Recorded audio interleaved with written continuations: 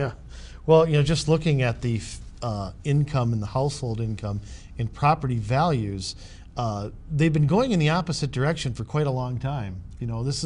Trust me, when I looked at my property taxes, it's what sort of piqued my interest personally in local government, because you said it really well. You look at how our county commissioners are set up. One county commissioner controls more money than any legislator controls. Yeah, I mean, that is actually a really astute thing, is because there are 7 commissioners who run $1.75 billion in budget.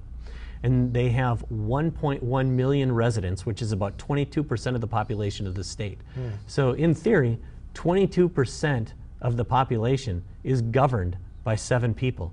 And the largest share of direct property tax, no matter how much you make. It's not about if you're over $250,000 a year or under. If you own a home, you're paying tax.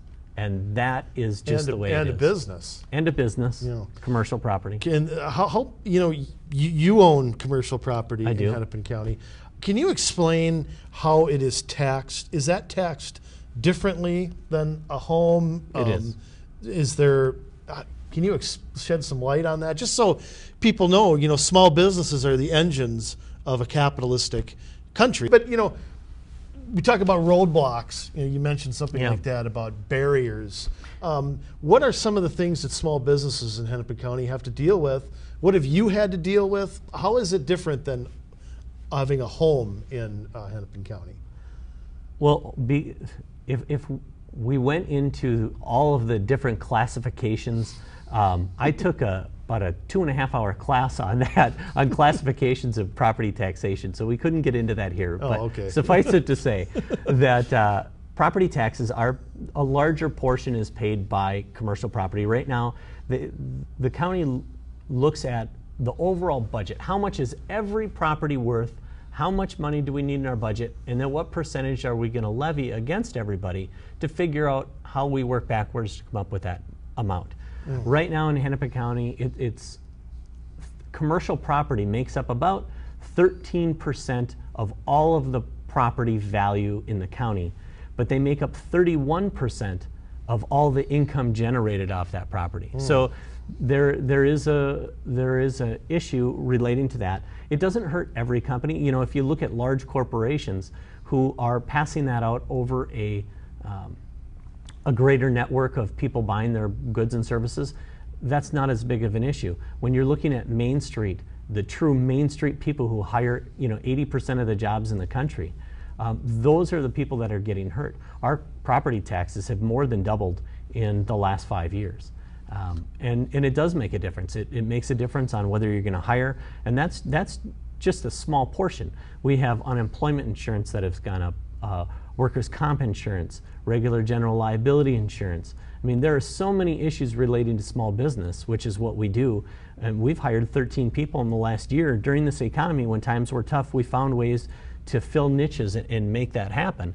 But I literally came to our office one day and asked our sales manager, we need to go out and find a less regulated business so it's easier to make money. 6 months later, we came up with an idea and we've hired 13 people since. So there is a way to do that. So it is affecting small businesses, their decisions to hire, to expand. That property tax is a portion of that decision. Sure, because we need to know what's going to happen in the future. And when we look at a 62% increase over that amount of time, over the last 10 years, that's difficult to plan for, especially in a time when times were tough. I mean, you look at 2006 to 2009, you look at the increases in the budget, and that's all property taxes. That is a huge concern when people are trying to expand in a down economy or even stay alive. Yeah, and the other worry is when the economy rebounds, are they going to take that as a green light to just go back to the spending that was going on before? Because, here's another part. Let me just jump. I know I'm jumping around here, but I do that because it's my show. Okay, just kidding. There's some other parts to the property taxes. There's the rail authority. There's the housing redevelopment authority. Now, can you explain why that's there and where that goes? That is an interesting aspect to Hennepin County government. When you become a county commissioner, you are not only a county commissioner. They have another committee, which is the Rail Authority. So you have the ability to put on a new hat and say, somebody else gets the gavel. Correct. Right? Somebody else gets the gavel. You put on a new hat and you say, okay, now we will be taxing for the rail. They can do it through sales tax. They have their own ability to bond. That is actually not part of the property taxes per se, but that is why we had a decrease in our budget of 1% and 0.1% the last 2 years. But the overall budget was up $100 million year over year. And that is why that happens. They have the ability to take money from other areas, not just property tax, and they're very good at it. Well, yeah. But to be fair, there's also state and federal money that come in there.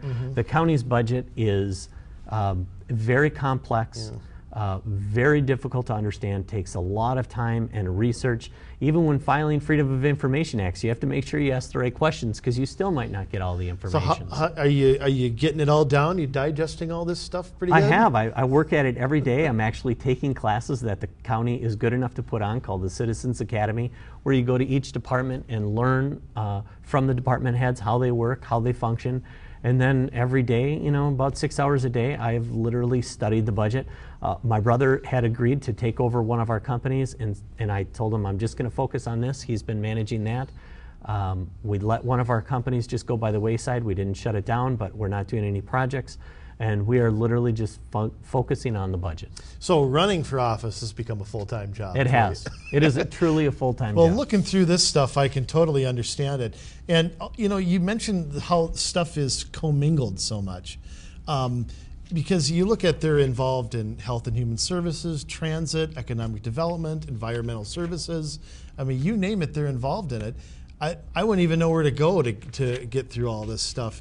I want to go back to, we talked about how 7 people are in charge of this 1.6, 1.7, whatever. Yep. But it really only takes 4 votes. Correct. Really only 4 people can control. That is true. And one of the things that we've been pushing locally is, you talk about the state, how you have the checks and balances, you have the separation of powers. We don't see a lot of that in the county commissioner stuff, do we?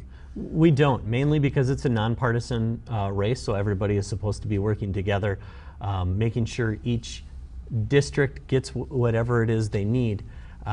But yeah, luckily right now, and I will say that we have some other people who are running for the county commissioner who have never run for office before. There are a lot of people who are involved in this, and hopefully we will actually have the majority of the board this year. We have the ability to do it, and I'm hoping that we can really make a difference in people's property taxes. Seniors right now have had a really hard time. There's inflation is out of control, gas, food, putting kids through college, all these things that go into living your life when most people don't even want to think about government. I didn't even think about government until all of a sudden I saw how it affected me with the Twin Stadium. But most people haven't had the time, depending on where their children are, and they just don't have the ability to get involved. So it really, regular citizens need to stand up and say, hey, I want to help. I have the time right now. I have the interest. I want to make a difference. And that's why I'm here. I'm not running for my health. Because running for office... Nobody do it for their health. No, running for office is a lot of work, and it matters. I mean, the budget is large. There are important parts, too, that have to be remembered, that the state is in charge of taking care of homeless and people without health care. And there's a lot of state mandates that the state doesn't fund. And so it's finding ways to overcome those issues and having a vision for that. Right now, the county budget is one aspect, and we saw how property taxes have increased 62% over 10 years. But the part you don't see is that there's more that goes into it. We have a how would you call it, capital improvements of $800 million in debt. So almost $800 million in debt, and we pay $80 million a year in interest. In 2007, that was only $37 billion a year in interest. So from 2007 till now, we pay almost double what would be to a family credit card interest and $800 million in debt. And I think that's something that you have to look at. I've been told by people at the county that yes, we still have a AAA credit rating, and so the debt isn't an issue. Well, the debt's an issue when you have to pay for it. If you're willing to tax people into eternity, you'll never have a credit rating issue because you're always willing to take more of people's money to spend on it. I think there's a balance that has to be made.